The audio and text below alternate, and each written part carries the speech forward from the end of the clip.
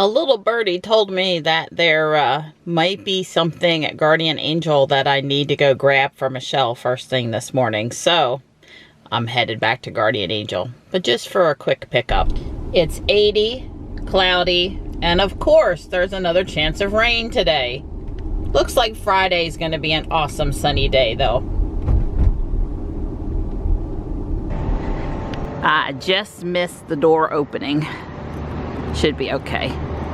They put out a big rack of patriotic shirts since yesterday. Some really nice ones too. Well, they totally reset the patriotic stuff and got out a bunch more flags. My mission in there was a success, although it will remain a secret.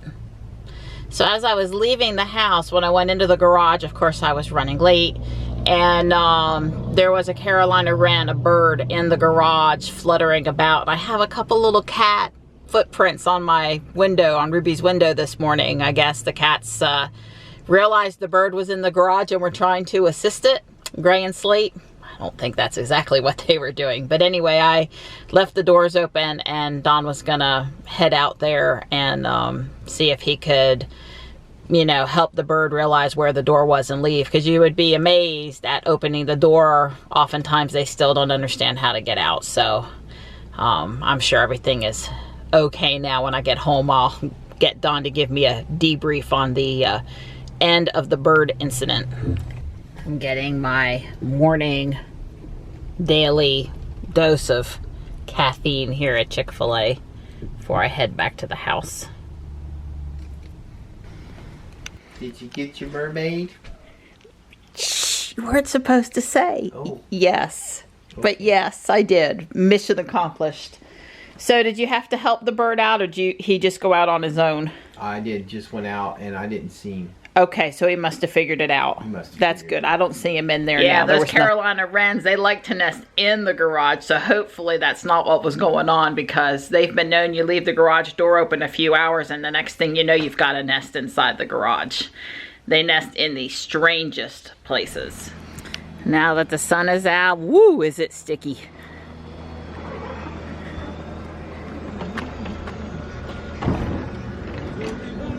I was having trouble with the garage door. Hey, Donnie. This is how Johnny likes the front passenger seat when he sits in it. I guess he thinks he's racing and he needs to be in that boy racer sloped back position or whatever. It does look kind of comfy. So that's fine when I'm driving. But whenever Don's driving, I'm in the seat. This is not fine. I feel like I'm like gonna fall over backward in the seat in this configuration. Why can we not put this seat in the driver profile, or better yet, just allow a Johnny and a Marianne driver or a seat profile for the passenger seat? I don't understand. It can be done. Let's do it. I hope you guys enjoyed the clouds in yesterday's video. Dawn was watching it this morning and was like, wow, the sky sure was pretty yesterday. And you know what? It's really pretty today too. So we were going to head to Dan River, North Carolina, and go tubing today. We were gonna go tubing. It's about a 2-hour and 10-minute drive. The tubing trip's about 2.5 hours, and then, you know, the drive home. It was a nice little day trip for us. But they had 3 or 4 inches of torrential downpour rain yesterday, and the river was too high, and the level at the dam was too high, and it wasn't safe to go out on the river. So we kind of had an alternate trip lined up, but I wasn't comfortable doing that today either. So we're home, and I was looking for a little something to do, and the museum in Fuquay, which Don and I have never set foot in, or at least not in over 15 years, is open this afternoon, and from 1 to 4. They're only open for a few hours a week with volunteers, and we're gonna go check it out. It's right next to the DMV, which is right next to the library, and you know, should be something interesting to do for an hour or so this afternoon. See, Vicious Fishes Museum kind of shares the building with the DMV, which is a little odd. And I see their open sign. My name is Bryant Tyndall, and I am from Varina, North Carolina. Okay. Right across the street over there, and on the other side of the tracks We'll talk about Varina in just a few minutes, but we're talking about Fuquay and the origin of the name of Fuquay. It seems that two brothers who aided in the Revolutionary War came down south after the war and decided they would just stay in America because France was the first country to recognize these United States as a sovereign nation. Okay. And the French didn't get their revolution until about 10 years later, and it wasn't really good. So these guys decided they would stay in America, and it ultimately came south, ultimately to southern Wake County. And one day, one of those brothers was out there on his farm, and he kicked a rock on his land, and up from the ground come the bubbling, purest water you have ever tasted. Well, he hung a gourd on the oak tree right beside of that spring and invited all his neighbors to come over and to have a drink of that beautiful water. From that grew all of the first pronged of our industries in Fuquay Varina. Which was the springs. Which was the springs here. The springs, Sure. of course, here first. This is a Sunday afternoon at the springs, and all of the activity here. People would come down and spend several days down here. They would have maladies where they just could not hardly take one step to the next one. Come down here and partake of this mineral water. Stay over here at these hotels. Eat this wonderful food down here. Oh wow! 3 days I wish later- we still had this building. Yeah, we lost that one. Fire? We still got some of the original buildings. But these guys would come down and spend a couple of days here, and they would allege that they felt much better. Makes you wonder if perhaps their afflicted foot was not in the foot, but maybe in the head. Or maybe. But in any event, they did that, and from that grew an industry. And we have now tested that water, and here are the mineral contents of that water, and it's no better or no worse than the water that you and I drink That's today. Right. But this was a time period when things were much, much simpler. Well, as people became more mobile and got around more, the beaches attracted people, and the mountains attracted people, and the tourism down here at the little springs kind of dried up. This is about 1910 or so when all this was happening. Okay. So that kind of took care of that industry there. But then concurrent with this industry here, we also had the railroads that were here in Fuquay Varina, and we're going to talk about Varina in just a minute now. And these Fuquay, whether you know it or not, is located in the Cape Fear Valley.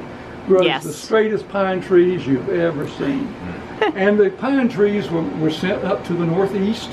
The lumber was sawed and sent up there. Probably some of the houses in Boston, probably in Maine and New York, were all using some of the lumber, perhaps from down this way. But the trains came here, and we established the two depots that were here. We had one right between the two drugstores here called Depot Street, and that building is no longer there. Really? And we want to get a replica of that building. They're going to build it in the next year because we've got the caboose down there. We just opened that. Right. Yep. We'll do a tour of that if y'all want to do it. Sure, absolutely. We'll go outside to do that. We want the works. But in any event, that was pretty much the railroad industry which came down here.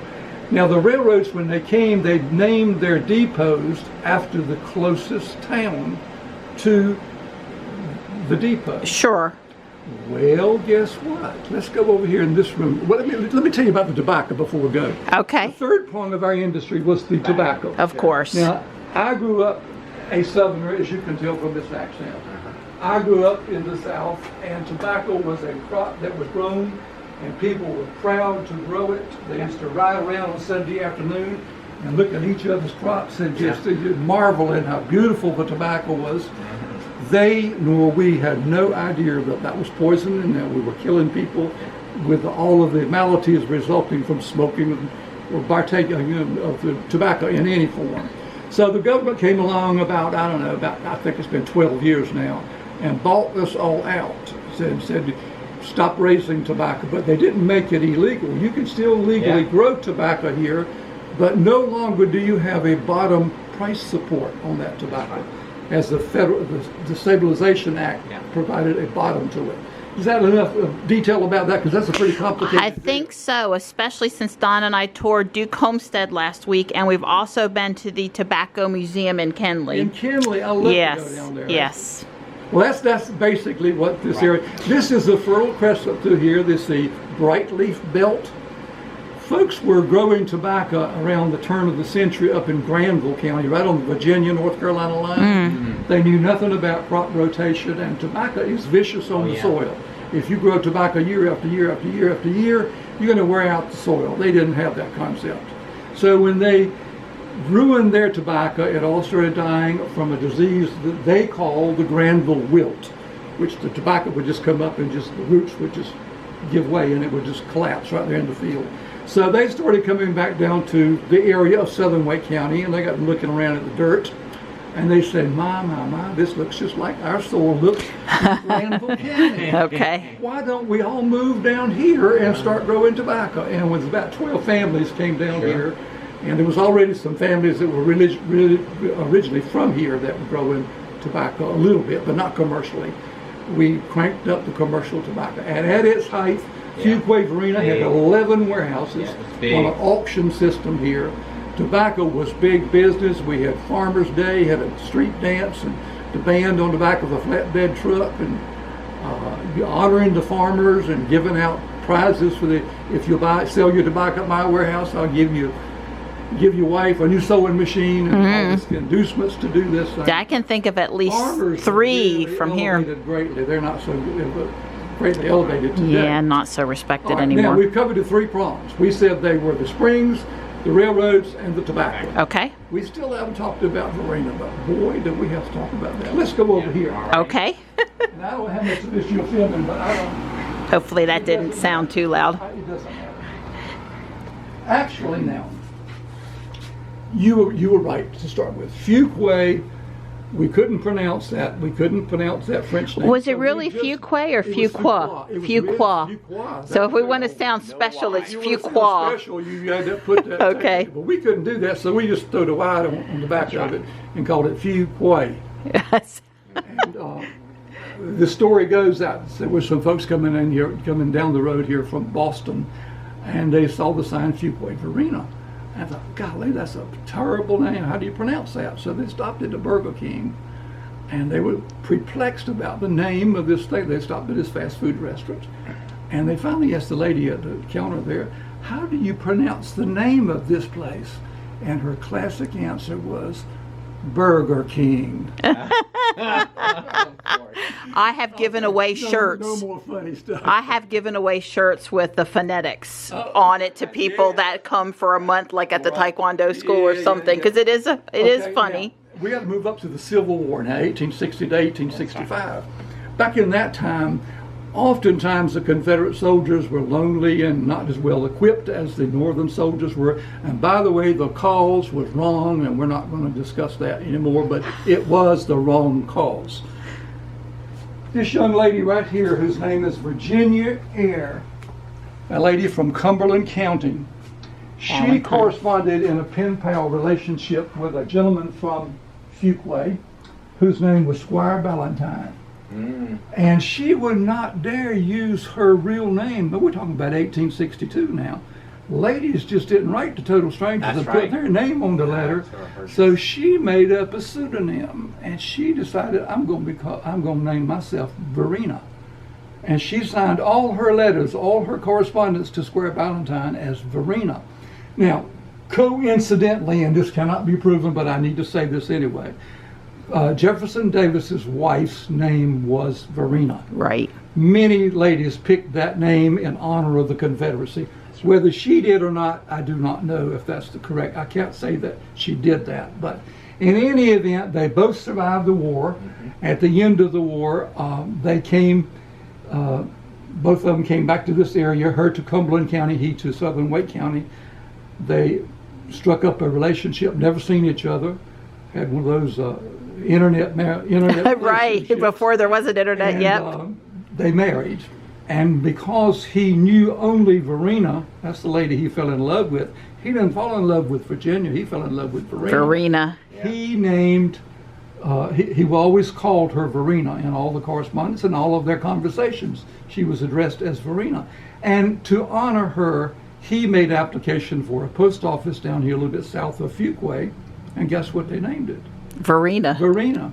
So the first post office in Fuquay was actually Varina, named after her. And then later on, the railroads came up here and they named their terminal up there after the closest post office, which was Varina. Varina, okay. So if y'all figure that out at 2 a.m. this morning, we're trying to figure out what all did I tell y'all. Exactly. And actually, the reason we have the tombstone here, that's kind of strange. I was going to move the story on.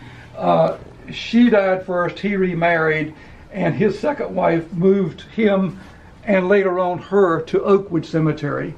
And the Suggs family, the tombstone was left, and they were going to bulldoze it down and make a subdivision out where this land was at.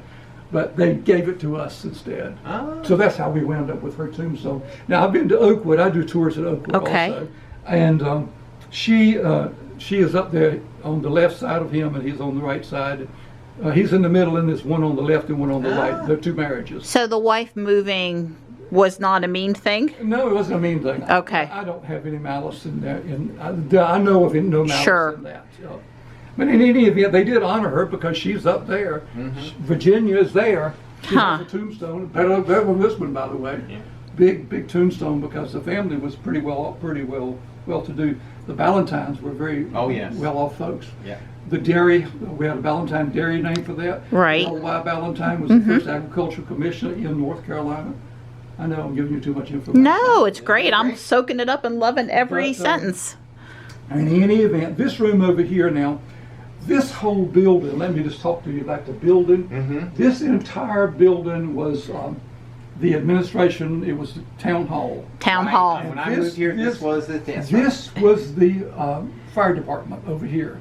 And on the day of the fire in 1931, we had to push out the fire truck to keep it from burning because it hadn't been cranked in so long, and they pushed it out. They did push out the fire truck. Wow. So we saved the fire truck. Is that the one they're fixing, restoring? We're doing that. Is that the same? Is that the same one though, or one a little later? Okay, because I know later this year they're hoping to show off by like maybe parade time or something the restored fire truck. They wanted us to put it back over here. Well, we don't have room for it. Can't put a fire truck in here. This was the fire department. That was main admin right over there for the town itself. The other side is the jail, and I'm going to take y'all over and show you that we got the original jail. Yes. Still over there. Yes. Lock you up if you don't behave. What we have here is, this is a vat. Vats were used, tin bottom in it. When you killed hogs, right there is the signs about the killing of the hogs. Now, the poor animal is dead. Hogs do not have fur. Hogs have hair. Right. And you don't want to eat your country ham and have to spit out a hair or floss with it. No. So you had the process that they used back in the day was to heat the water up and adhere to a temperature of 170 degrees. You don't want to go to 212 because you don't want to cook the meat. You just want to loosen up the hair. Then the ladies, their job was to scrape the hair off the pig, the hog. I may never eat bacon again, no. Yeah, sometimes there would be 20 or 30 hogs killed at one time. I don't remember that many being killed. But we got pictures of my wife's family when there were 8 or 10 killed at one time. And everybody in the community just chipped in and helped do the work about that. And in return, they got choice cuts of the meat for the time period. Well, my dad says back in the day on the farm in New Jersey, when his mom wanted a chicken, he would go out and kill the chicken for her. That's what they did back in the day. So give it one ring like that and break the neck. Park it on the way down to the tobacco barn. We'll talk about that if we go outside. Okay, so we have the vat over here, the killing of the hogs over here. Now, if I'm going too fast, this is what we call the family room.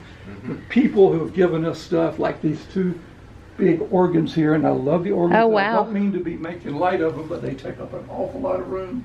But they're gorgeous. These two, we have one in storage and one at They're gorgeous though, and you have it the dehumidifier, and it's temperature controlled in here, and they're being preserved. That's the right thing. This one down here, see the footprints? I do see the footprints. Where the dear lady sat there, and it was always ladies did this more than men.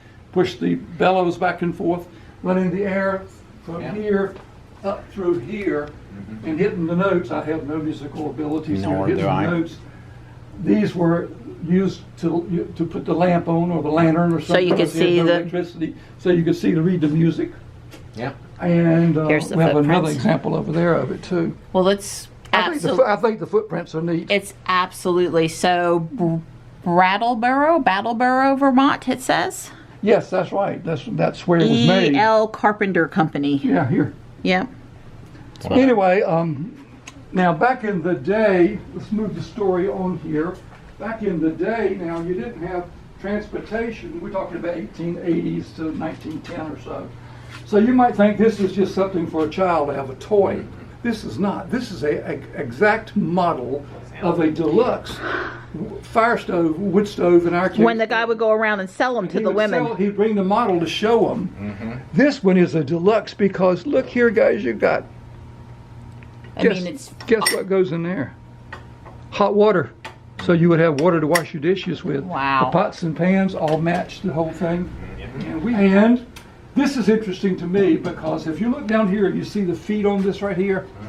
This is in an open fire situation, maybe in a fireplace or an outdoor cooking. If you had it flat, when you set this on the coals, it would go out if it were flat. So this holds it up here. Have any idea why this lip is turned up here? No. Put your potatoes on top to cook your potatoes. How about if Aunt Susie's making her famous pound cake? Now we have an element down here, we're heating it from the bottom. But you want to get a nice brown crust on the top of that pound cake, so you put your hot coals up here. Oh, okay. That makes sense too. And this lip, see this lip brings it up here, so the coals won't roll off. That's right. Huh. Yeah, I always like to tell that story. Yeah, that's something I did not know that. Now coming on around this way, you take a right there. We have some memorabilia here from World War I and World War II, and we have a gentleman by the name of Robert Center. We'll show you. I'll show you his medals, and we'll go over to the other side over there. He was in the Battle of the Bulge, and just recently the French government gave him the Freedom Award at the state capitol, and I was up there that day. I got to see him. Wow! Accept that from, I think it was the French embassy that came down here, or maybe it was the consulate. And I think we have a consulate in Charlotte for the French government. Yeah. But that was quite an affair that day. It was really a Swazi event. Now we had two banks in here in Fuquay Varina. Yep. This is the Bank of Varina here. Now this is what we call a barrel vault. Yeah. And you have any idea why this might be round? Why would they do this round and that bottom square? So they could move it? So they couldn't move it. Oh, they couldn't move it. They couldn't move it because all this is one piece.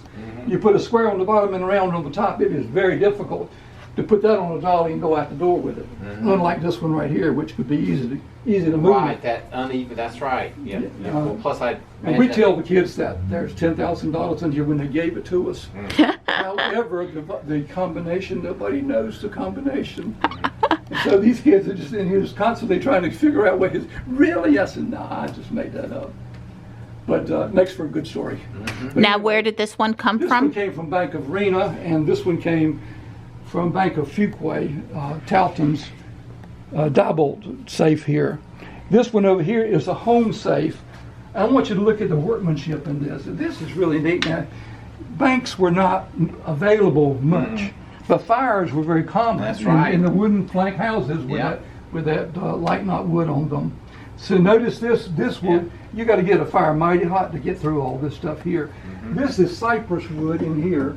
This is where you kept the wheel and all your Confederate dollars and all your money, so that you'd be sure that it would not ruin. And the combination would also, even though you heated up, the combination would still work on it. Right. But we just stuck a pencil in there so we can't close it. Yeah, that's a smart idea. That's the reason we did that. She knows and over here, y'all know this is a safe. Yeah. Now, why is it a safe? Safe from flies. I was going to say the holes point out so that when the flies try to go in, they get killed. They can't get in there. Yep. They can't get in there. Yep. But air gets in there. Ventilation. Actually, I guess this one is punched the other way, but at Duke Homestead, they said the holes were supposed to be mounted facing out. So when the fly would try to go in there, his wings would be damaged. Well, but he can't get through. I agree that those are pretty small. The ventilation comes through here. But Aunt Susie could put her chocolate pie right up there, and it would not. The bugs wouldn't bother it. Yeah, I don't know where it went. Where was it? Bug spotter. This is neat. Since I already brought it up. Yeah. You hang up your rug and you feed it, and this keeps out not the dust, the bugs. Yeah. The bed bugs and other varmints in your bed. Yeah. put it right here for now. And now, back in the day, before Louis Pasteur came along in the 1870s, people lost nearly half of their canned goods because they didn't understand the principle of sterilization in the canning process. Makes and sense. the reason, notice this, we didn't do this. Notice the corrosion on this metal piece. Sure. Here. Well, if you didn't, if this metal on that side, you turn your veggies upside down, they touch metal and it would ruin the vegetables. So to get around that, Pasteur invented this. Put a glass plate in the bit under there, so that when this is put on and tightened up, like so, only glass touches glass. You wouldn't lose as much of your vegetables. Still, the sterilization process has to reach to 212. It has to be brought to a boil or somehow like that. I don't understand all about the canning process, but that's. I didn't know about the glass plate. So they still had the rubber seal in there somewhere? They still had the rubber seal, but it didn't touch. Right. Well, actually, they didn't only had the seals on. It's a different kind of ball. Yeah, Ball made the seals. This is a lead deal here. You can notice the corrosion that is on there. One thing we skipped, which you might be interested in. Sure. I'm only going to say it once, very quickly.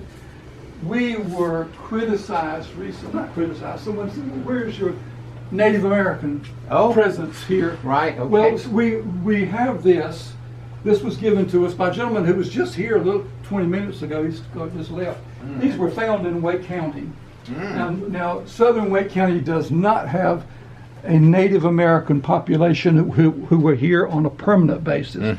But hunting parties went through here, and we live on a farm out in Willow Springs, and I can go right across the road to my field even today and pick up these arrowheads. So you can find arrowheads, projectiles that are used to hunt deer and stuff like that. But if you think about Native Americans, they didn't leave much in the way of a culture. They didn't leave a written language. They didn't leave any buildings. The only thing they left was the stoneware. Arrowheads are most common, and fragments of maybe a pottery pots that they had made. So we did that. This is Wake County, though, which I was happy to see us get to do that. I thought this was really interesting that it came out of Elliott's. I was at S&T's ice cream shop in Pittsburgh a couple of weeks ago. I'm sure you've been there and enjoyed that. And I was really wishing we would do that with our old drugstore, something similar. Some businessman would want to come to town, and even if we don't have all the original stuff for it, spend some time redoing it like they did the one at S&T. Well, now, the two drugstores down there was Johnson's and Elliott's. This was the two drugstores. The street, by the way, is Depot Street. Yes, was the corner was Elliott's. Where the old depot used to be. When I was in high school in the 1950s, 6, 7, 8, 9, somewhere along in there, it was a big deal. We always came down to these two drugstores, and we had ice cream. They served ice cream, the old scoop time. I mean, he'd go back there and scoop it up. Half ice cream, half Pepsi-Cola. Wonderful float. Or was that Dr. Pepper? I forget what that was, but in any event. Well, it's North Carolina. It was probably Pepsi. This is rare because these presses, we usually use them for wine, the grapes and stuff like that. I remember that from Willow Springs. You know, we have a winery out there in Willow Springs, Adams. Yes, although fortunately now I understand it's going to be they've closed it and it's becoming a community. They sold out. Well, that's because the last line of Adams is defected. She just said, I cannot keep up this, mansion.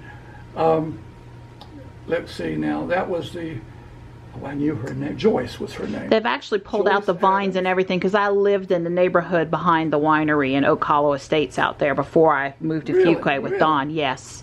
So you know where Bud Lipscomb Road is? Oh, yes. So I live on Bud Lipscomb Road. Yes. I hope they'll preserve the mansion. They're not. They're not? Nope. They're going to tear down that old house? I'm going to go after somebody. Here's the story. One of the descendants who lives in Hawaii is a doctor. She is like third cousin to him, and she offered to buy it. And they kept, that's the reason it's taken so long to get this thing settled, but it finally fell through. Oh. And it's either going to be torn down or it's going to fall down. Have you noticed the decay on that? No, I moved out about, It's really sad. I thought as of like 5 years ago, folks were still living in it. They were. Yeah. Her name was Joyce. Okay. And my wife taught, let's see if we get the son's name. the one that runs the winery, my wife taught him in elementary school in Willow Springs over there. Well, it's Joyce was not PTA right. president. It's not right that that house would not stay standing to have made it to 2019 in such good condition, Well, relatively actually, speaking. let me tell you a wonderful story about that. I'm writing a book and have been writing one forever called Once Upon a Willow is the name of it. Okay. And that house that you're bragging about was actually built in the 1880s. And in 1905, Willa Jean Akins, Willa Jean, oh gosh, what is her married name? Anyway, her mother, Annie Akins, lived there. She was one of the daughters. She wrote a long narrative about the day in 1905. Her sister had gone down to cook supper for everybody. The house, the kitchen was detached from the house. Somehow a fire started in 1905, burned the whole thing down. And that foundation was used to build that second house that you see now. Okay. So that house is about 1908, 1910, okay, somewhere along in that time period there. But the foundation goes all the way back to the 1880s there. And the Adams, I cut the story short. She had a long narrative about the neighbors came over and they formed a bucket brigade. Oh, wow. Of course they did. I mean, you would go to help your neighbor back then. They Yeah. didn't have a fire department to call, and they thought they had saved it, and they were rejoicing in it when they realized the smoke was coming out from underneath the rafters of the second floor. And she records, Miss Annie tells the story about her older sister, Dowell, I think was her name, ran upstairs to get her dolls. Mm-hmm. And when she was coming down the steps, the fire had gotten so intensely hot on the second floor that the nails were popping out of the stairwell as she was coming down. And her mother was just absolutely beside herself. I bet. I like to lost my daughter there over this little doll. But she tells a long story about it. By the way, that's on the online news, the online independent, our online independent, has got that story because Willa Jean Adcock So wrote that. That's the daughter. there's a local paper still online? It's called the Independent. Well, I mean, I remember when they used to print it. I just sort of assumed when the printed version went away that the paper went away. It did. You can but fuss at me. There's an online version of it. Okay. It's not nearly what it used to be. Back in the day, the Independent, here's big news on the front page of the newspaper. Mr. and Mrs. Bryant Tyndall had Betty Sue and Laura Lee over for Sunday lunch where they enjoyed a good dinner of butter beans and fried chicken. He just went on and on. There was nothing else to report. That's right. Interesting. Okay, let's go out this way. Unless you had some more questions? No. I was just going to ask you about, I remember when I moved to Willow Spring in 1993 that Belk was still there. Mm-hmm. Right down here. Yep. Now the new Center. Performing Yeah. Arts Center. Yeah. So I saw you had some memorabilia and I thought that was interesting. The Belk's name is Charlotte, Mecklenburg County. And I lived in Monroe before I moved to Willow Spring, so I'm quite familiar with Belk. Do you have deep roots in Monroe? No, I'm not going to tell you where I'm from originally, or you may throw me out. But is it in North Carolina? No. Well, I was born and raised in Trenton, New Jersey, but only the first 10 years of my life, and I've been in North Carolina for 41 years now. So. But you still do not have a Southern accent. It depends on how much time I spend with him and his Alabama accent. Oh, Anytime I don't sound like I'm from New Jersey, it's all his fault. Well, you know, the voice tone sounds New Jersey, but the words that come out now are North Carolina. That's right. Yeah. So, and it's all his fault. I blame him. We are often accused of not speaking correctly. We add too many syllables to everything. And whereas you have got a very sharp, distinct, you say your word and get over that word, go on to the next one. That's right. We tend Not so much anymore, but to yeah. drag it along. Amen. And Alabama's guilty of that too, by the way. Yes. Don't sir. Don't think Well, I think this is a wonderful room filled with memorabilia, and I feel privileged to have gotten to come inside and visit it with you I today. have to show you the jail. Absolutely. Now let's go on back. Like Don said, we want full court press here. This was the fire department. Okay. This was admin for the town of Fuquay. And right over there where the motor vehicles is, that's where the court used to be, the court system. Oh, the DMV part of the building. We share a bathroom with them. So is that how the DMV is still there because there's roots in this being one of the town? Well, no, I think they just got a renter. This is Miss Simmons, Shirley Simmons. The town provides them with quarters, and they were using this whole municipal building when the Centennial came along and we built the museum. and we haven't been able to get them moved anywhere else. But you'd like to, so you could put more museum over there. We have enough to fill it up. Sure. Well, that would be a better use of the building if you wanted my opinion. Tell them. Yeah. We don't want them to leave town, but we just don't have a place to put them right now. So that's the problem. Shirley, I'm going to So what year was the centennial for Fuquay? What year was the centennial? 2009. 2009, okay. Of the 1909. creation of the town of Fuquay Springs. Okay. Isn't that right? I'm going to show them the jail and the area back there. Then you want to do outside? I don't mind doing outside. I will do the outside. I cannot take in the caboose. Somebody stuck something in the lock again. Oh no. And that usually happens to Jimmy's me. going to come look at it and see if we can. Well, this is the second lock, series of locks they've I'm not jammed up guilty. like that. No, it's not you. The kids put stuff in it. You can see the stuff stuck in it. You can't get a key in it. They just playing maybe versus malicious. I want to think that it was just somebody little Well, not the doing. little kids' mothers do let them play. I had a tour Monday, and I was inside, and on the back, they were back there just banging, banging, banging, and Mama's just standing there watching them. Well, they have the caboose up at the Museum of Life and Sciences in think it's a Durham, toy. and they think it's a toy because they're used to going in that caboose and they're allowed to run ruckus in there. That the fire department is trying to restore. Yeah. They are Is that the original one? It is not the first one, but it is the second one in there. If you look on the picture back there, it's down on the bottom. Yeah, I know my son, every time we drive past the Fuquay Firehouse and some of the bays are open, he's looking for antique or old fire trucks in there. Get in there, but they send it off. Let's go this way. Oh, not far. This is a map on here that they bought in 1930. Milk. It's this one that they bought in 47, I think, that they restored. That's what it looks like, but they're doing some more work on it now. She was just asking the question. The one he said they pushed out of the building back there to save it. I don't think that was it. Yeah, this one's a little newer than that one. yeah. Okay. Well, that's the building right there, right above the picture. Oh yeah, above it that. sure is. This is what this building used to look like from the front. That's the truck in it. This one they bought after that incident when they had to push it out because it was staying outdoors. So this was the new one bought then.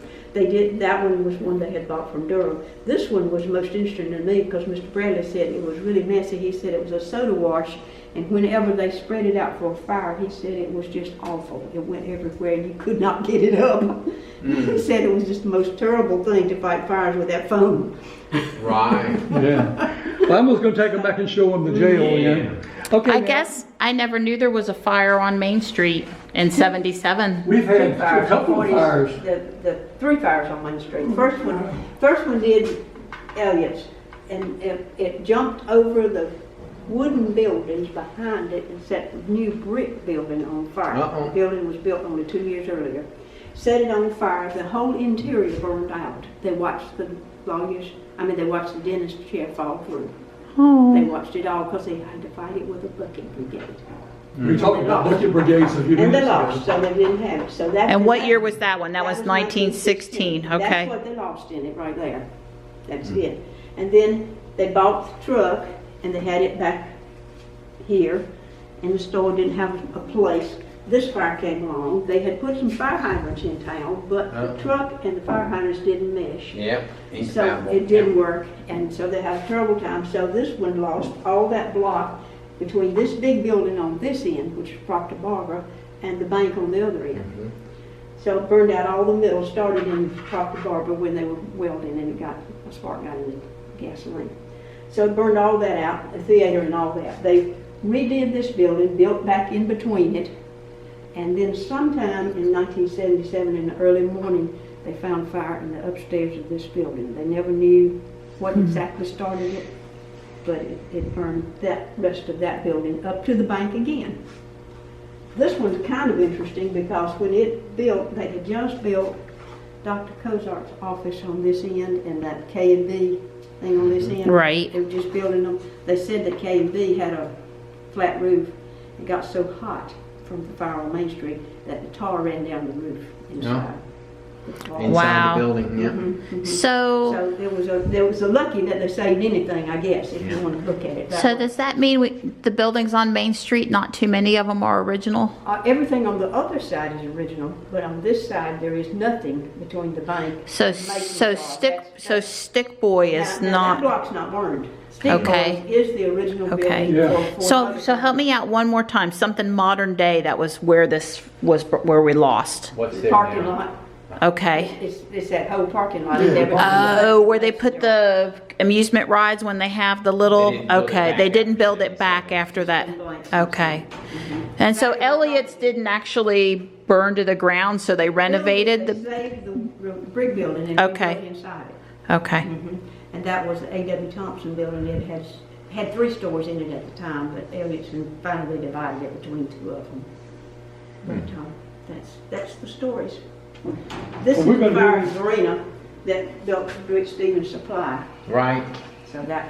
and that- Stevens Supply ended up where the buildings that were burnt in I that. remember that was fire. in It's around this building, Christmas. Okay. The bank, this is Stevens Supply. Yeah. There's Okay. two buildings there. One of them had been a post office and several things. And the brick part that behind it that you think of as Stevens Supply was actually their warehouse. Okay, But they moved back into the warehouse when all this burned. sure. Well, when I first moved to Fuquay, and I was in '89, but right before there, I guess there was south of town there, just south of, right there at Wagstaff and 401, there was like a Piggly Wiggly or something there. Really? And it burned down, and they threw that guy in jail for arson. Frank Thompson. Yeah, went yeah, to Frank. jail for that. Yeah, that's all I remember. I never saw the store because it was all gone by the time I got here. It was A&P, wasn't it? A&P, That he okay. bought. His wife talked with us, so we knew her well. He was in the Baptist church. Lots of people didn't think he was guilty, but he was convicted and he did go to prison. Yeah, I remember that. When I was back when Fascinating. I got independent, that was front page news. Every move of that. Yeah, actually, Fuquay is unique in that it's preserved its jail. These things got tore down a lot, Oh, yeah, the sure. small towns, because we had to, this thing about certified jailer had to be here to look after the prisoners Oh, and all yeah. that stuff. But this is my favorite part of the tour. So come on, guys. Okay. Now, first thing I want you to do is just pretend that you didn't see all that junk in there, because we have nowhere to store things. I understand. There is not a body attached to those legs there. You don't need to film that, but that'd make a great conversation piece. Body, oh, I do see the legs now. I do, the old store mannequin. It's probably supposed to have one of those military uniforms on it when you have some more And space, this is right? where we're trying to restore our EMS quarters here. But I want to bring you over here, and I want to show you this. Now, this is truly Mayberry. Now, if I go in there, are you gonna lock me in? No, I'm gonna let you go in there, or your husband, and y'all can take pictures. Okay. This was, in the criminal world, what we would call 3 hots and a cot. Sure. There's your cot, Yeah. and your 3 hots were your 3 meals a day. That's all the amenities that you've got. Yeah, there's a toilet. There's a sink, and go ahead, I promise. You promise you won't lock me in? Last night. Yeah, hear that clang, baby. Now, I'll tell you about that claim. Now, actually, when I was Pretty a young fascinating. fella, Yeah. I got locked up in here. Well, hang on a I'll second. tell- I'll Let tell me you- let me take No, Dawn's no, no, picture. don't tell that story. Restaurants in town got a contract to do that, and a lady whose last name was Powell had a restaurant right across the street from where Parker's Furniture Store used to be. It's now closed, but right across the street, Powell's restaurant was there, and Mrs. Powell weighed perhaps 90 pounds. She would come down 3 times a day. Now they would make a phone call, and they would also they know how many offenders they had in jail. That's right. And she would give them get the information, and she'd come down and she'd bring breakfast. And I remember this. I'm gonna explain to y'all why I know so much about this. She would bring breakfast, and she would say, now these offenders were not rapists, murderers, and terrible people. They're just minor offenses, maybe too much alcohol or whatever. They could sober up. Kind of like Mayberry, where Otis had his own cell. Sure. This is much like that same concept. She'd open this, or ask us to open the door, and she would sit down there, and she would look at the guy, and he'd be sitting right over there, and she would say, son, now you know you could do better than this. Your mom and daddy would not be proud of you for being here at this facility. But because you are here, I want you to have a good meal, because God loves you and I love you. And she would bring breakfast, good breakfast. And she would say, now son, you take his menu here. This is our lunch menu. This is what we're going to have for lunch. You pick out something that you like, and I'll bring it to you at lunchtime. And she would come back at lunch and bring the menu. She'd also leave a menu for dinner and say, you pick out something. Why would you ever dinner. want to leave? And she'd come back at 4:30 and bring his dinner to him.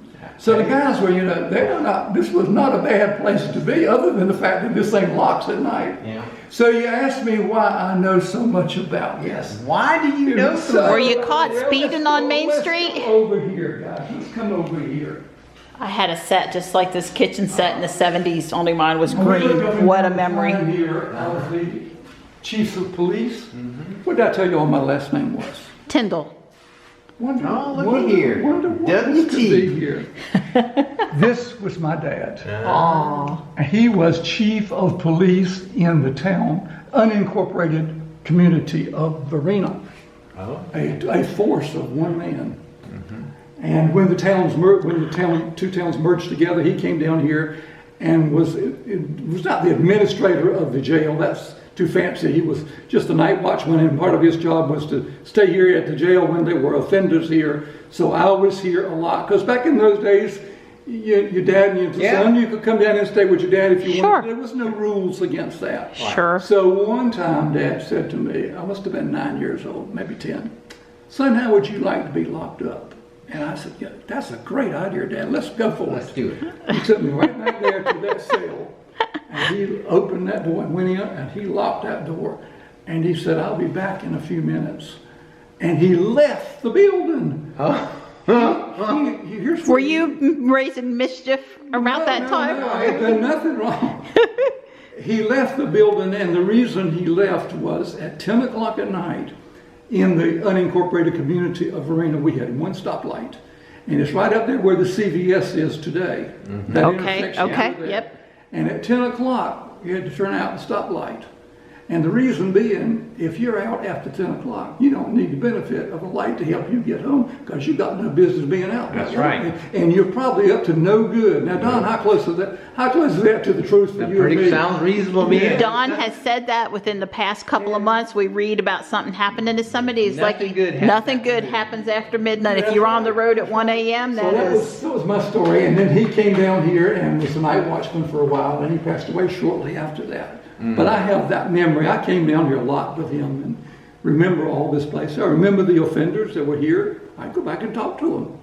You know, not bad guys to talk to. If they were willing to talk, I was willing to listen. So anyway, we're just so fortunate to have this, and we're not going to let anything happen to this jail. This is not going to be bulldozed down like Wake Forest and Zebulon and Bun Level and those towns have just pushed them down because they have no value. But there's all kinds of value Oh, of here course there is. in this concept of this. And it is very Andy Griffith Mayberry like. Yeah, I It like to is. tell them I like to paint it that way, but that wasn't really, we never discussed that being that way. Well, it makes me a little nervous to know that there was enough need for a 3-hole jail. My Oh, by the way, this was for ladies only. Oh. Now, unless there was a crowd.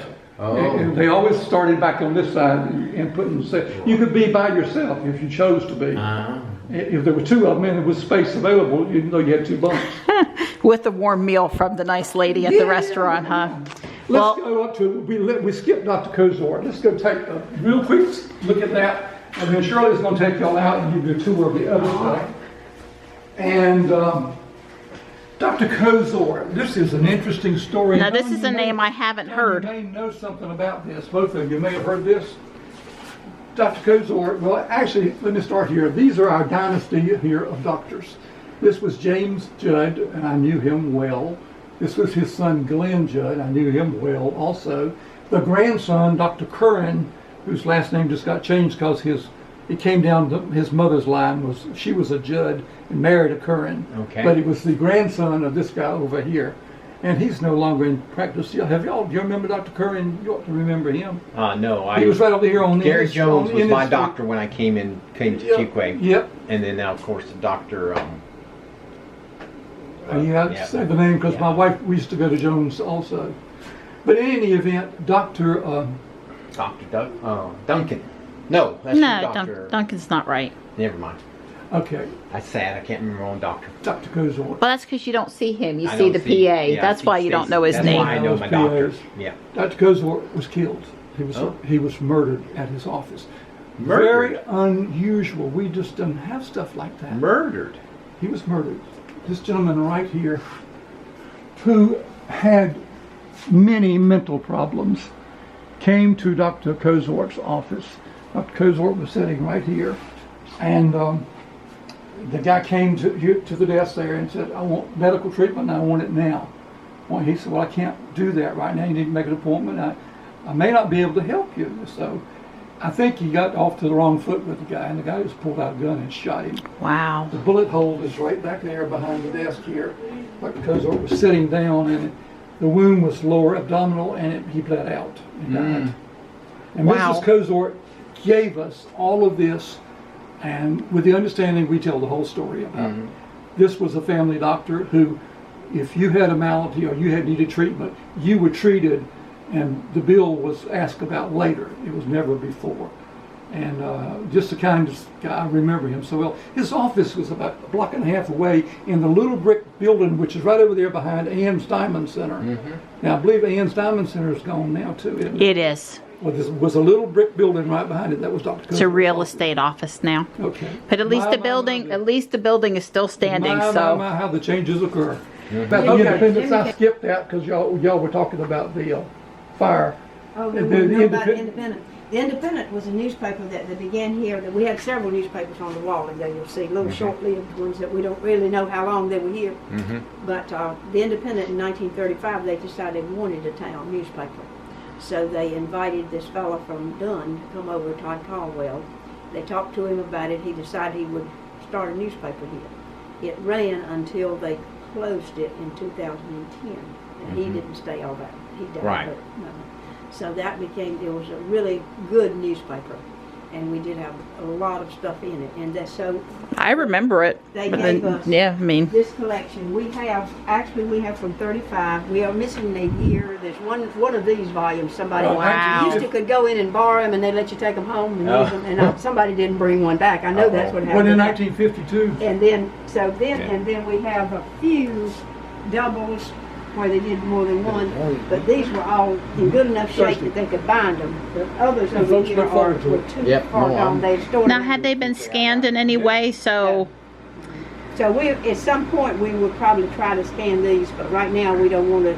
We don't want to send them off somewhere where we lose complete control of them and we never have anything to do with them. I'd like to stay here for people to come research whatever, or we put them online for our stuff. oh well, exactly. Yeah, So, yeah. So that's my thought on it. I'm thinking a summer intern with a small amount of equipment. It's a Yeah. possibility. It would take a pretty good scanner to do those. Yeah. We did have the yearbook scanned. I did finally give him and send those to the yearbook collection. So I just lost. Well, I would hate for us to lose them. That looks like a really valuable resource there. It is. Yeah. It's great. And it's really good to look at and use. So that's where we are with that. Oh, here's the yearbooks. Yeah. Fuquay Varina High School Bengals. We have, we're only missing a few of those. In fact, I think I have two that I borrowed to fill in that space. I think there's one more I didn't get. And then we don't have much after 2013. I can't get them to give them one without me having to pay for it. Oh. So Shirley is now giving us a tour of the rest of the property. This is the Valentine Schoolhouse. It's a two-room school. We have assumed that that's because she taught girls in Fayetteville and he taught the boys here. And so they were both teaching Smells for delightful in here. But now you're a former An interesting mix of history at and... the high school. I taught at the high school 31 years. Now this was closer to Mineral Springs, right? This is... on the site of where the Johnson House is at the Mineral Springs now. Hold up here. I'll show you a picture of it. Okay. Okay, and it was two rooms. The county says the schools were abysmal, that they had dirt floors and shutters for windows. So we think they built this deliberately at the spring, knowing that it would be in the course of people and seeing it, so it was well built. That's Right. unusual for it to be. When they finally deeded it, according to our records, he was licensed to teach in 1875. We found school records in the archives for this building. for this general area out here. So we know this was District 3. We know there were 4 districts, and then they superimposed District 5, which was the Oakwood section, because they didn't want them too far for them to go anywhere else to school. So all of them except the Oakwood one, District 5, had black schools and white schools. That's post-Civil War. They were required to do that, but they just hadn't started it in 1875 when he wanted to send his daughter to school. So this one began. All the others began about the same time. The records, I think, started in 1872. This area. How big of a radius would This come was from? all of Middle Creek. All Middle Creek. Middle Creek. Wow. So this would be Middle Creek. So this one was District 3. District 4 was Holland. District 2 was Willow Springs, and District 1, unless I have those backwards, was Burke and Wilburn. Okay. And then they created 5 over top, which was around Oakwood. So we know that for a fact. We know that what the books they used, because the gentleman at the Holland family, they were teachers, they kept their records. Oh, So wow. we had them, so we got those. So we knew what books they used. We Wow. knew what the state added. So we bought books of that period. Sure. So those copies. We knew that they used wooden benches. When we got this building, it was given to the town. We raised a lot of funds to move it here. And the Questers took on the task of furnishing it, finishing it up, and making a museum out of it. So we didn't think that it ought to be authentic. And we wanted pretty benches. Oh. So we got pretty benches and bookcases, and we put a lot of money in them, so we're going to keep them. But they would have been rough benches like that, and they would not have had lawyers' bookcases. But we did those things to house our books. Well, yeah, you needed something with glass to protect those books. I mean, it's bad enough that it's not air conditioned in here, right? But We think it went straight through. We know it did. Went straight through. When they made it into a house, they cut a door here so they could get into the other side, and they cut a door there, and they built a lean-to on the back. So the lean-to became a dwelling house. Okay. Because they were not going to deed this property. They actually didn't own it all, and they couldn't deed it to the county. Okay. At the mineral spring, they're not going to deed the spring away. Right. Only that land away. So, Okay. so it was made into a house, and this couple, the Aiken family, first bought it, and they lived in it. They didn't own it, but his daddy did. And they owned it. And that little girl up there, she just had her 90th birthday, and she was actually born in this house. Wow. wow. They say Aunt Mary kept a Christmas tree in that corner all the time. Uh-huh. From across the street, Mr. Joe Ballantyne ran a line, it must have been like a hose or pipe or something. They had running water in the kitchen. Wow. That was it. Didn't have to They carry did their own have water. electricity. They did light it. And the Aiken man who actually did some wiring around town said he wired this building 3 times. But at any rate, I think the painted ceiling, mantles, and the beaded ceiling, all of that, with all the coats of wallpaper that on it, were from the dwelling period. Sure. This wall is probably the permanent wall. I'm noticing the writing So here. you can see that. And Yeah, the writing on it could be from any period because it had all these coats of wallpaper over it. Right. And so we have no. But when it was a school, Sure. it was just bare People walls. played in it, it was just bare walls. So it had a rock fireplace also, so we know this was not, the mantel was not original here. This place right here is the picture of it actually on site. This is blown up and this is it. This is the lumber company at the spring house itself, which is still there. And this was the pavilion where they had dances and music and things like that. So the spring house This is the is Ballantyne store, the first one over there before we built the brick building. the spring house is not rebuilt. It's just It's been rebuilt several times, Okay. but it looks kind of like It that looks. in I all thought it looked authentic, but surely Somebody couldn't be just the posted- original wood. Somebody just posted one on eBay, and for $100 somebody paid it. One of our fellows bid on it, but he didn't get it. And it says it's 1910, but I think it's been photoshopped. If you look at it, it's over there in the building. It doesn't look right. It just looks like it's superimposed. You can't see the creek, and there's a lot of things that don't match. But this is what it looked like with the people. And Aunt Mary said she had to keep her door locked because people wandered in. I can see that. Right. I bet. Yeah. So Yeah. that was it. This room, when we got to the Centennial, we kept everything that was educational because we were using that building to put what we got for displays. So we said, well, if it's educational, we'll put it in the schoolhouse. So we furnished this and added to what we had over I here. love the old These books. are the oldest desks. Wow. Some of our docents wanted us to put books over here because over there I will show them the original books with all black and white, lots of words, right in your slate, arithmetic, Sure. all kinds in it. So then we'll come over here and look at Picture books. Picture books and less words and whatever.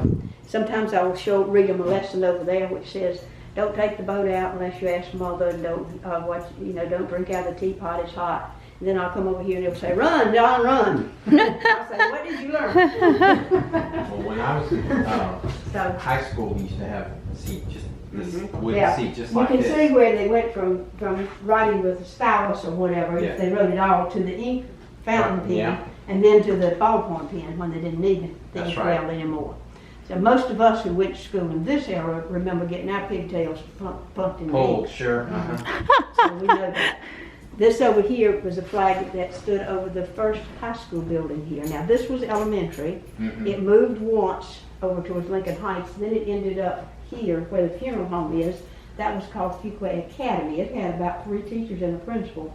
That's why we call it Academy Street. Oh. At that place, they were building the high school. They decided, well, our kids have had to go to boarding school too long. Now, there was a boarding school in Holly Springs. We have a catalog of it back here. You could go there. There was a boarding school at Elon College, which had and that Campbell University, which is Bush Creek Academy, had high school. Yeah, because you didn't go to high school normally. You finished didn't, it, and that what was we it. call, that's right. 7th grade was it. Yeah. And so when you finished that, that was it. So few people went. And so they decided in 1918 to ask the legislature for $15,000 to build a high school in Fuquay. So this was the first diploma, the class of 22. Oh, wow. There was one graduate in between there who had gone part of the time to Holly Springs. So she Okay. graduated in the middle. But this was the first class. And that flag flew over that building. It was the old, we called it the old red building. It's up on it's the one where they built the new building on Academy up there and at the middle school. So that one was actually their 48-star flag. Yeah. Wow. Missing Hawaii and Alaska. This gentleman over here was the principal at the Black High School. The purple and gold represent the Black High School. The green and white represent the White High School. Okay. The purple and gold school did not start till '38. They bused them to Raleigh until then. But Joseph he Davis. predated that. Mr. Davis was there as an elementary principal and a high school principal.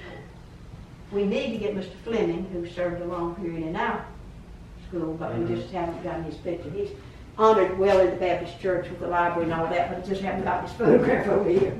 So, but we should. So this is sort of to tell you all that story of what we have. Wow. Yeah, Well, there's much more in here than I ever could have envisioned. I don't think people my age, which is not that young anymore, realize that the town really does have all of these things to share. Yeah, we think we've done well. The books predate us. Some of them are older, some are younger. We have one copy of the New England Primer, which is a little unusual. And so we do have something. Noticing like this that now. Fuquay Monopoly game here. That the band, in fact, Brian over there, I think, was band booster president when they sold those. That was to raise money for the band. Uh-huh. Fascinating. That's it. These two ladies down here are the pictures right here. One of them is still living, the other is her mother. They were both majorettes. So they turned their things in. We have diplomas. We have yearbooks. This is the only thing we have from the Black High School at Barry O'Kelly, which is where they went until they came here. We integrated schools in 1970, and then the White High School became the high school for town. It was still called Fuquay Springs. Well, no, it had been called Fuquay Varina High School in '67. So it integrated over there. And the Black High School, which was over on Jones Street, became the elementary school. Right. And Lincoln Heights, which was an black school too, became the elementary school. Until they built Fuquay Elementary and moved them out, that was there. The black people of the community, the alumni, wanted to save their building. They did a pretty good job. The first one is kind of a child care center, and then there's an elderly apartments.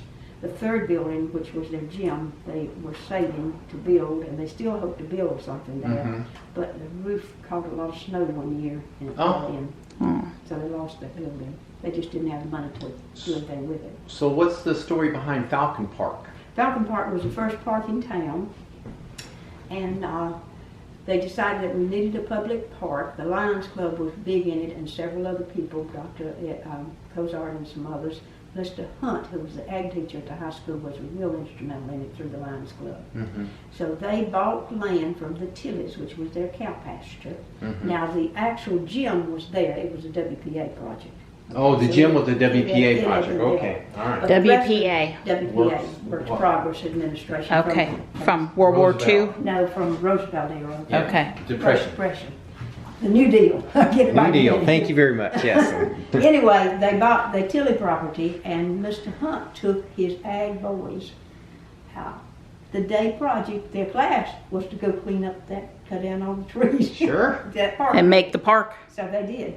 The park was built, they built the pavilion. I think that was built generally with veterans of World War II who came back, and Mr. Hunt and the teachers were teaching them skills of building Sure, trade. building skills. Yeah. So they built that building. So Okay. we got them to save that building because we proved that they built it. That's that building that we So- vote in, I guess. Mhm. Yeah. Well, it's the little one, open one. The open one. The open Okay. one. All The other right. one's Yeah. later. I've So the open one. So we got them to save that because that was the only thing left from the original park. Huh. The original park actually had a little train in it that you could ride on. Oh, like pulling? The little train. Wow. The Medlin family had a train. So it was an interesting thing. It opened in the 50s. Huh. That's So- wonderful. I didn't know. So council is the gym over there, something council? Jim is Yeah. named for Willard Council, who was a coach here a long time and the town manager for a long time. And his wife taught school. But he wasn't in that particular building for any connection. I think it's because of the town that they named it. Okay. Council gym. My boy played basketball inside of it a few times. I've at least been inside of it. Oh yeah, we all played in it a little bit. It had a cannery in the bottom when they began during the war. It had all kinds of things. Don noted this building has copper gutters also. So every time I talk about Mineral Springs, I stopped over here at Fellowship Bible Church to play Pokemon. This building used to be over there and was relocated. And this is the post office ahead. Original depot on Depot Street. According to the story, I always get the wrong keys here. According to the story, Miss Carol Blake came to town to be a depot agent, got off the train, walked across the track to the post office to ask Miss Jones if she knew where she could board. Miss Jones said, "Lawsy, honey, you come home and live with me till tomorrow. We can't do anything tonight." She never left. They thought she was relative. She slept with the girls and everything. She got married. So this was it. So anyway, this was Miss Jones's post office. Hattie Parker's pictures up there in the top. She taught in the school, but she became famous. She is an ancestor of Elmo's, the store uptown. Elmo's, yeah. Okay. She's an ancestor. They're in that family. Mm-hmm. So now back to Mr. Valentine. Mr. Valentine decided when he came back from the Civil War, brought Varina here, the area that had the school, his store. He worked as a postmaster with his brother out at Valentine Mills for a little while. That's where he learned the post office, I guess. And then he said, Old Shop, which is the post office out back of John Deere. Okay, sure. House out there. That was on the stagecoach line, and we don't do stagecoaches anymore in 1880. That's right. And we don't need it, and people are coming to the spring in my That's right. store. So I will ask the post office if I can close that one and open these one. Post office doesn't care if you can prove it. So he proved it, and he got his his post office out of his house, which is where Wagstaff Road in the butts in, and there's a new gray house. Yeah, there is. That's on the site of his house. Okay. Those people intended to restore that house, and somebody That's burned right. it. Okay. Destroyed it to where they couldn't. So that was it. So he kept it there from 1880 to 1900. In 1900, his store here was built in 99. Oh, And that's he down moved there in- across from at the Spring. spring. Uh-huh. And so we think he moved his post office here. That his records say so many yards north, and so it makes sense. Right. Okay. But in 1900, McKinley won the election. So they said, "I'm sorry, Mr. Jones. Mr. Valentine, you are too big a Democrat to have Yeah. this post office. Victor So goes we'll to have to change spoils. it." So Yeah, that's right. that must be when they started that. So Mr. Olive, who was in the legislature, was actually from Apex, but he had a store here. And so he got his clerk, Mr. Seat, to be postmistress. Postmister. And I think for me, changed the name from Varina to Sippahall. Sippahall was supposed to be an Indian tribe that Right. lived here, so they called them that. So the store burned in about a year. Miss Fortunately. Hattie applied to be the postmistress of Sipahall. They gave it to her. We knew you had to provide your own building, so we thought, well, we don't know. With this one, we knew the family had saved it. They moved it several times. Yeah. So we knew that they had saved it and it was her building. But when we were restoring it, over that window, there was a squirrel's nest up under the wainscoting. And in that nest, the men found this stamp. The squirrels had carried it up there and chewed on it, and it stamped Sipahall. Huh. Huh. So we knew that she used this building both for Sipahall and then Fuquay Springs. Wow. So this building would date from 1901. She kept it as long as the post office, as the depot seems to have operated. The last agent we can find there is about 1914. She moved the post office about 1913. So probably the mail came in on the train, but most of the traffic was probably going where Varina crossed up there. So there wasn't much need for it. They weren't coming to the spring much on the train anymore. So it just, gradually it changed. Yeah. The town was building up. Right. So she changed the post office to Fuquay Springs. Okay. That was the name. She actually named the town, if you think Okay, about it, because yeah. that's the first time that name got used. So she used it and it became the name for the town. Where the train came through from Durham and crossed the one from Raleigh, which we went by the depot and the post office, where it crossed there, they thought, what do we give the name Durham Southern, called this station? So they called it Varina Station because there was Varina Post Office down at Squire Valentine's. Right. So that became Varina, but it was Varina Station. And as far as I know, Durham Southern used that name. Okay, so that area just became known as Varina. Okay. And anybody who lived over there said, I live in Varina. Right. In the station. The town grew from Jones Street on up, and took in took in all of Varina on farther out into the country. But the post office was still over there, Varina, because they said, we want one of our own. We don't want to go all the way downtown to Fuquay Springs. That's right. So post offices don't have to be in towns.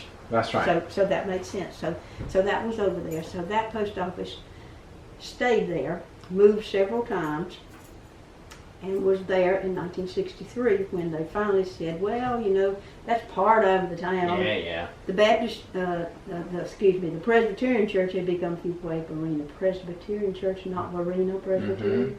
The Woman's Club, Varina Woman's Club, had become Fuquay Varina Woman's Club. Okay. So several things had changed, and so there was a big Donnybrook. I bet there was. But they did vote to change the name to Fuquay-Varina. And that was what year now? That's 1963. So not that long ago. Nope. It was there. You still got mail sometimes addressed to Fuquay Springs for a while. The Varina post office was important for Standard Homes and several big clients out in the country. So they didn't want to close that post office, so it became kind of a substation. Right. And it stayed over there till 78. Okay. And then they closed it. It was in the last little building there that the aviator is now building the pizza place. Sure. That was the last post office. So I'm a little confused. So there's the railroad that comes through what we know as Varina, as you said, right there behind the aviator there. Yeah, that's the Durham Southern. That's the one that came from Durham came in front of the aviator. Oh, so there were actually two railroads. It's That's been where I'm taken up. getting at. I wasn't familiar It's been with taken up, and it came in Okay. front of it and went all the way to Apex. Okay.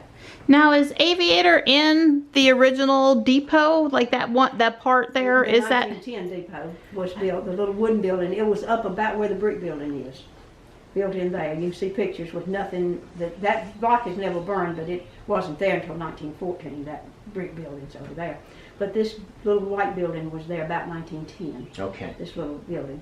And you can see the front where there's a little curve on Yeah. the roof. That's the only part you can identify now. They've built all around it till you can't identify it. Inside it, the last time I was in it, you could tell where I guess where the freight stuff was. You could see the big timbers and some stuff in there. I assume that's still inside. I've never been in it. I've not been in it either. So it was kind of a shame. They offered to give it to the town, but the town didn't know what to do with it. Right. Oh. Oh. It didn't have any nothing thought about it. Yeah. Some people tried to save it. There was a big move to I save would have it. rather seen it be the original depot and a little museum building. That would have been my choice. Because that was part of the reason why. Aviator could have saved theirs and everything. Aviator could have put their business in a different building. Well, actually, by the time the Aviator, they're the ones who really did all around it. It had become another business for a while too. But Yeah. I think it would have been nice if we left it, but we didn't. Yeah, Monroe, where I'm from, outside of Charlotte, still has the original train depot, and I guess maybe you can still hop on the train, but when you drive in the parking lot there, it's the outside, I mean, it's still, the building is very pretty. And we went to Hamlet a few years ago, and Hamlet has a great train little museum there. That piece over there, we just acquired. And yeah, somebody emailed us and said, we have this piece that we bought at a yard sale, and they said it came out of the Varina post office. And I said, well, we can't go by they said, so what do you know about it? Well, we don't know anything. So finally we tracked down this lady who was the Varina postmistress here who died. Her daughter said, I know a fellow who used to come in there when my mother was over there, and he cuts hair in Andrew. His name is, what's his last name? I can't remember right now. But anyway, so she said he might know. He played in the post office when his mother would disappear and go shopping. The postmistress would look after him. So he said, yep, that was in the back room, and they sorted the mail for the route. Huh. I sort of think that agrees, because she says in her book that the route man would come in early in the cold to sort his mail, but he never would build a fire. So I think that's probably authentic.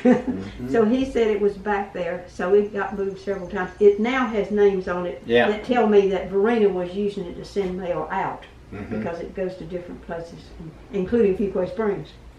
But well, that was a great find. so that we're real proud of, and somebody had cleaned some of it, but we haven't done any more with it. We don't want to mess it up. Don't want to Sure, miss yeah. anymore, So the gentleman that makes this art is off Piney Grove, Wilbon. John and I go past his property with pieces of artwork out front all the time.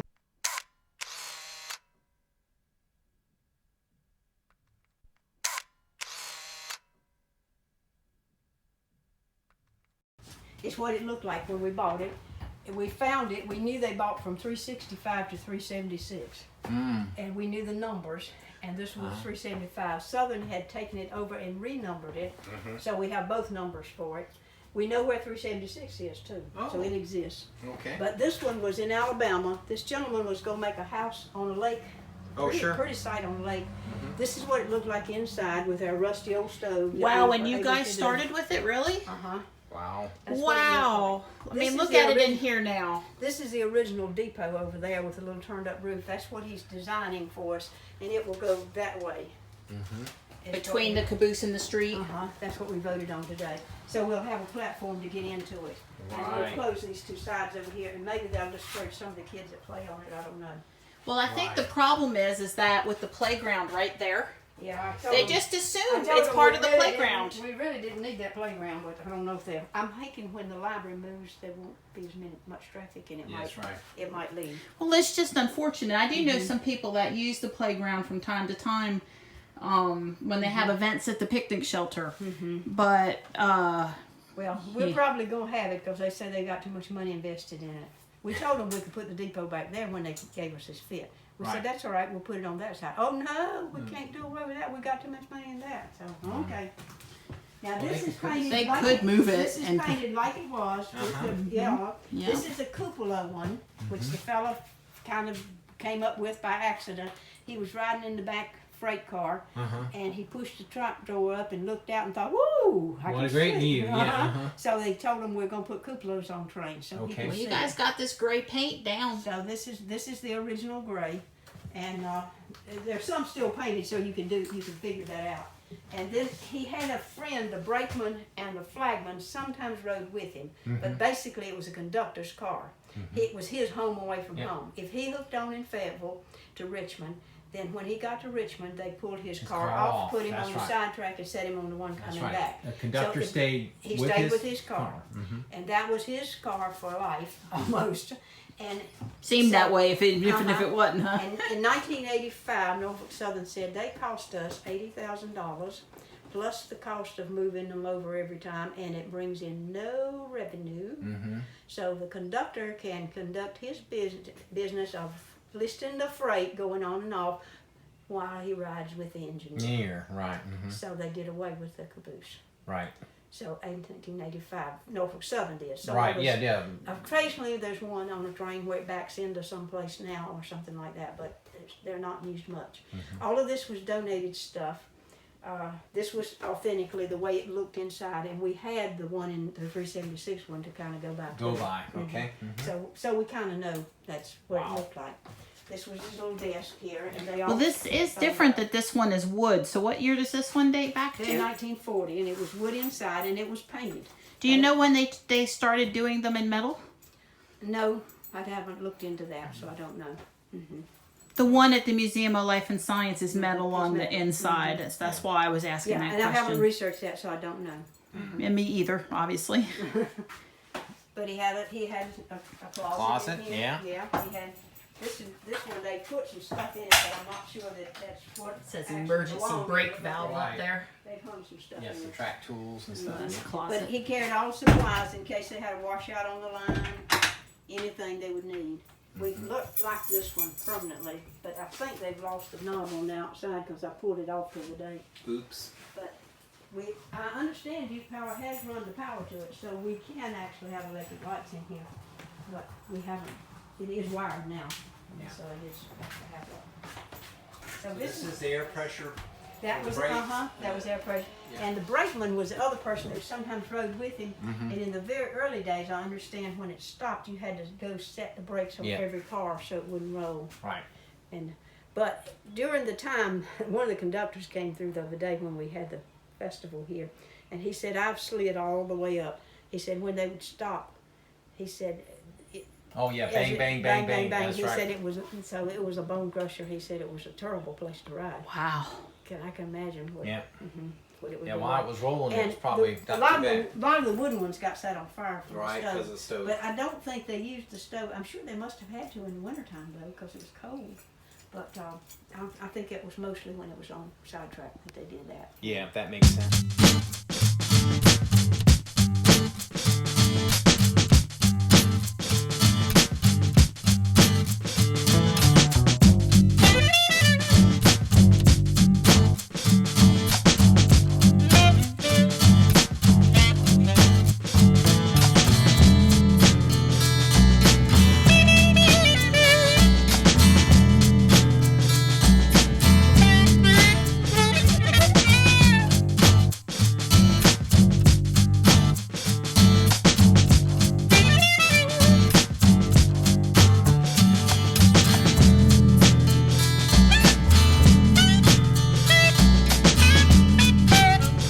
Well, that was really genuinely fascinating. Mr. Tyndall and Miss Shirley, they did an excellent job, very knowledgeable. Don and I knew there was, well, I knew there was a museum there. Don says he didn't really know, and we surely didn't know that the town had that much stuff and that organized. And I'm just gonna have to tell like everyone local that they really need to invest a couple hours and go over there and listen to those folks, or watch my video.